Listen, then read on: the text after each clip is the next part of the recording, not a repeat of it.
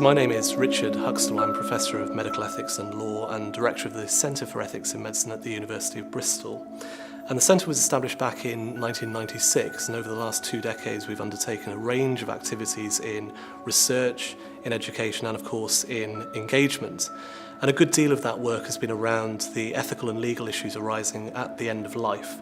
So very big questions like, do we treat or not treat, and when do we treat or not treat? Should we, for example, allow assistance in dying?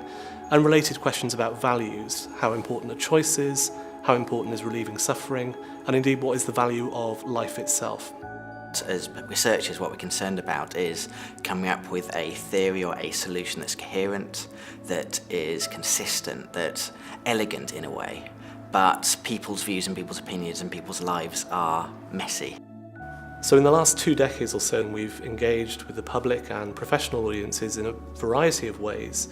And those ranged from the things that you would ordinarily do as an academic, so presentations and workshops, and we did some of that regionally, some of it nationally, and also through more interactive, hands-on activities. So we worked with and ran workshops with the Science Centre here at Bristol, involving school children.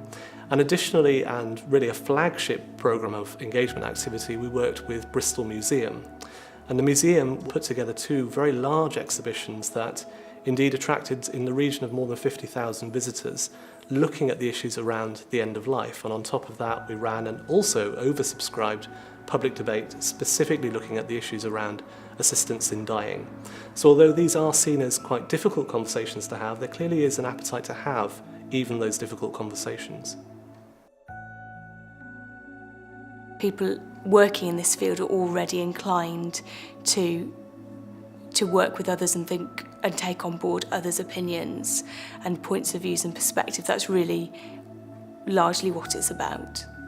I had some trepidation about talking to the public about my research. I mean, you're sort of scared that you're going to say something that somebody's really going to get terribly cross with. But in fact, I came away with a very positive view of public engagement. The public are genuinely interested in listening to what you've got to say and in engaging in a dialogue when there are sort of disagreements or questions.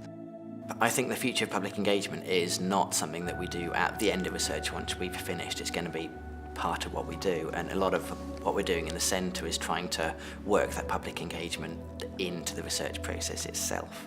It's not an abstract academic endeavour, it's about people's lives and a community. There are certain things that, of course, experts or so-called experts in ethics and law can bring to the debate. They can inform about particular values, how these arguments work. They can tell you how different laws work in different countries. But ultimately, it does need this big conversation. We do all need to get involved in the discussion so that we're shaping healthcare, shaping law in the right way for all of us.